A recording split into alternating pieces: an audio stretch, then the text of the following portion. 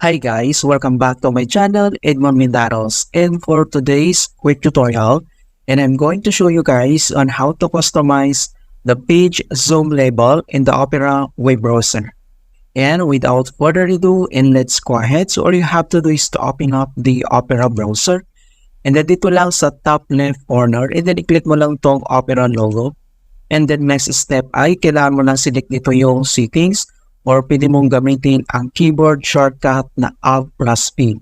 Okay, so click lang natin yan. And then dito sa settings, scroll down at select mo lang dito yung appearance. Okay, ito siya. And then next step ay kailangan mo lang select dito yung page zoom.